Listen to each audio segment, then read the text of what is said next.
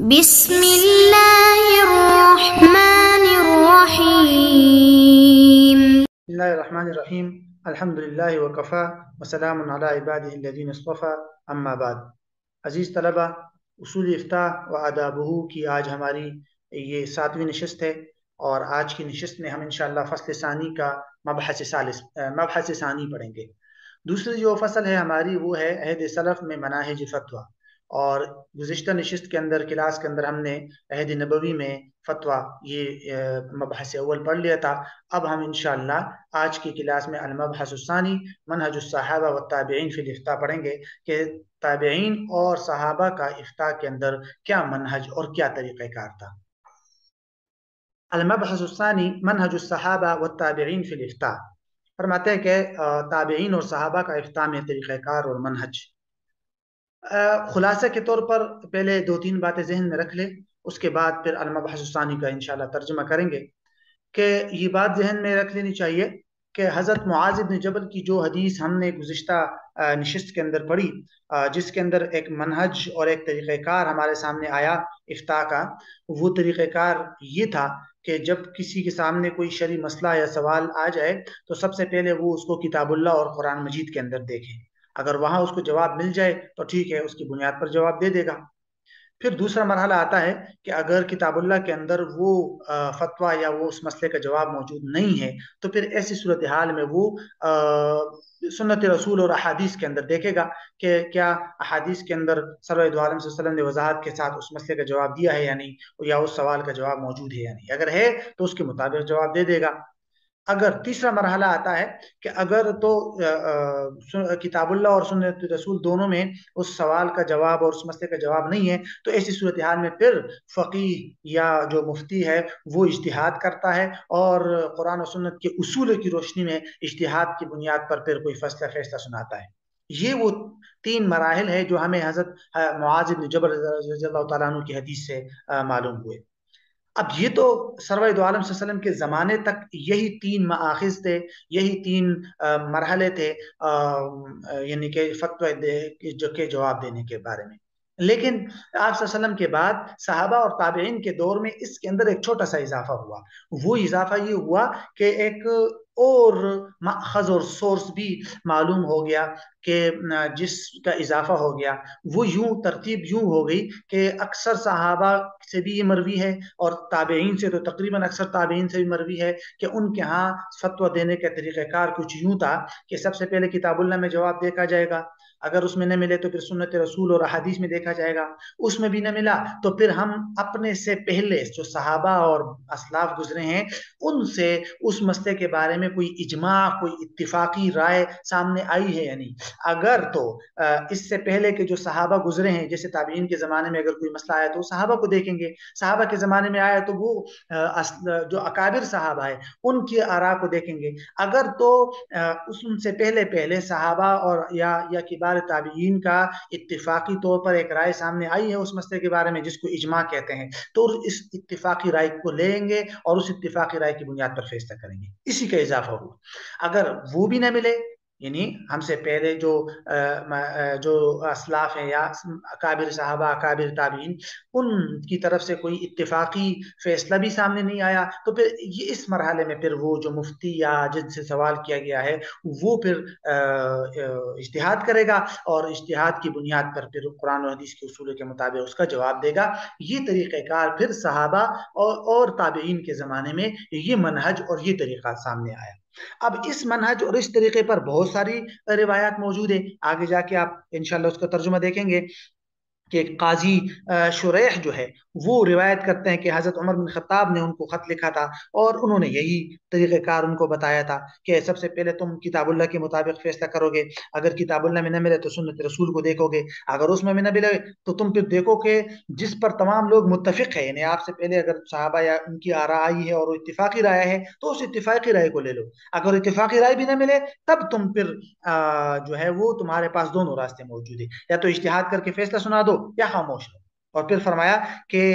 تمہارے لیے پیچھے رہنا زیادہ میں بہتر سمجھتا ہوں کہ تم اجتہاد نہ کرو، خاموش رہو تاکہ کسی اور سے فیصلہ پوچھا جائے. اب یہ حضرت عمر بن خطاب نے قاضی شریح کو خط میں لکھ کر یہ منہج بتایا تھا۔ اسی طرح کا منہج حضرت عبداللہ ابن مسعود سے مروی ہے۔ اسی طرح کا منہج جو ہے وہ حضرت عبداللہ بن یزید سے بھی روایت ہے۔ انہوں نے حضرت عبداللہ ابن عباس رضی اللہ عنہ سے کسی مسئلے کے متعلق دریافت کیا تھا، یعنی انہوں نے یہ بتایا ہے کہ حضرت ابن عباس سے جب کسی مسئلے کے بارے میں دریافت کیا جاتا تو وہ یہی طریقہ اپناتے تھے، قرآن کریم اگر اس میں نہ ملے تو پھر احادیث رسول، اس میں نہ ملے تو حضرت ابوبکر حضرت عمر کے اقوال۔ تو مطلب کیا ہوا کہ صحابہ کے اتفاقی آراء ان کو دیکھا جاتا، جس کو آپ اجماع کے درجے میں لا سکتے ہیں۔ اس میں بھی نہ ملے تو چوتھے مرحلے میں پھر اجتہاد۔ اسی طرح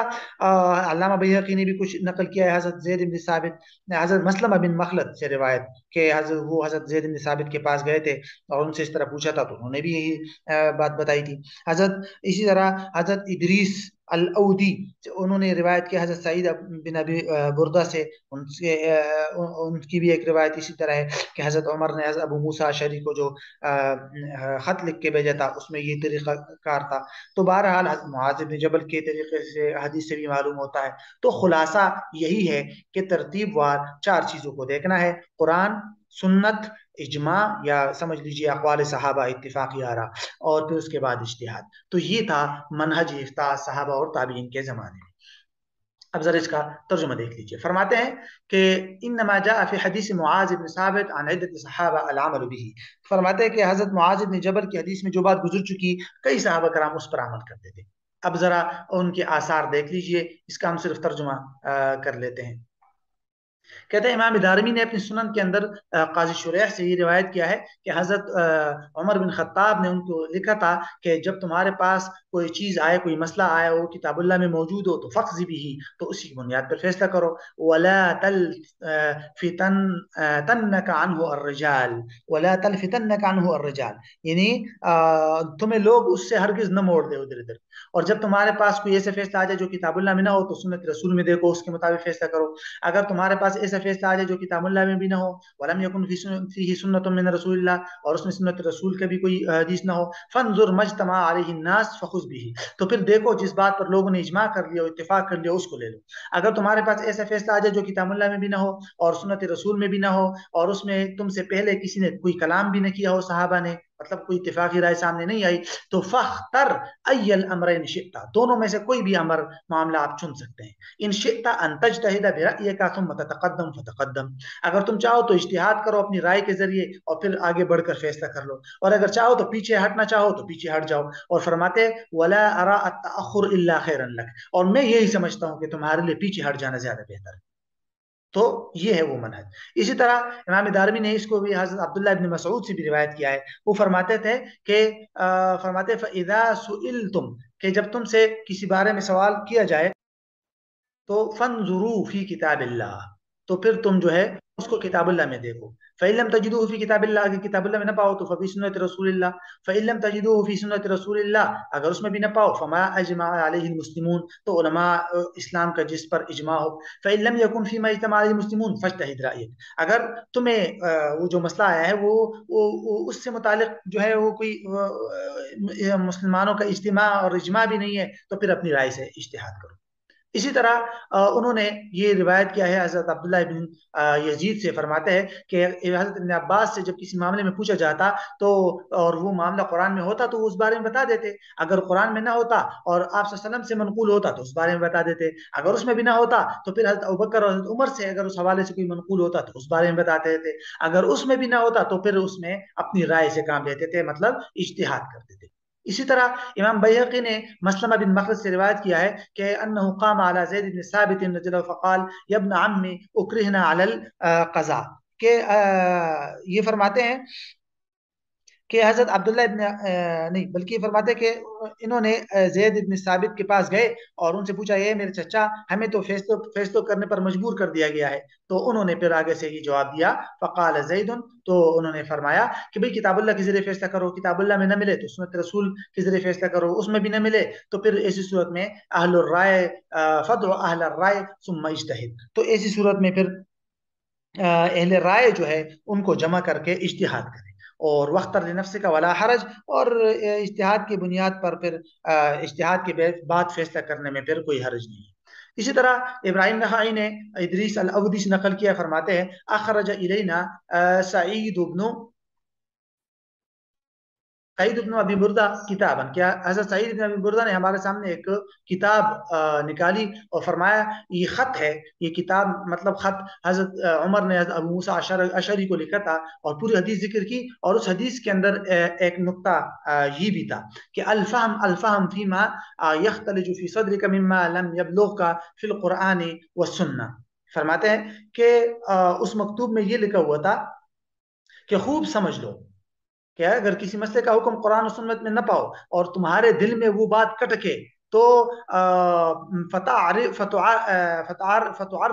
الامثال والاشباہ، تو پھر اس صورت میں امثال اور اشباہ یعنی دیگر ملتے جلتے مسائل کے ذریعے قیاس یعنی ان کا خیال کر کے فیصلہ کرو، اور پھر ثم قس الامور عند ذلك، پھر اس کے بعد جو ہے وہ اس کے متعلقہ مسائل پر اس کو قیاس کیا کرو، واعمد الى احبها الى الله واشبهها فيما ترى، اور پھر اللہ کے نزدیک جو سب سے زیادہ محبوب ہو اور تمہاری رائے میں جو اصل حکم کے زیادہ قریب ہو اس کو اختیار کر دیا کرو۔ تو یہ ہے، فرماتے ہیں فهؤلاء الصحابہ كلهم مشوا على الاصل المذكور ذکر فی حدیث معاذ، یہ تمام صحابہ اسی اصول پر چلے ہیں جو حضرت معاذ کی ابن جبل کی حدیث میں ہے، اور اسی سے اس حدیث کی مزید تقویت بھی ہوتی ہے، اور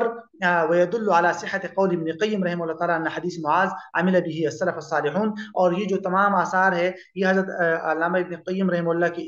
اس بات پر مزید جو ہے وہ دلالت کر رہی ہے کہ وہ درست ہے ان کی بات کہ حضرت معاذ ابن جبل رضی اللہ تعالیٰ عنہ کی حدیث پر سلف صالحین نے عمل کیا ہے۔ تو بہرحال یہ ہے مبحث ثانی کا خلاصہ کہ صحابہ اور تابعین کا منہج افتاء کیا تھا۔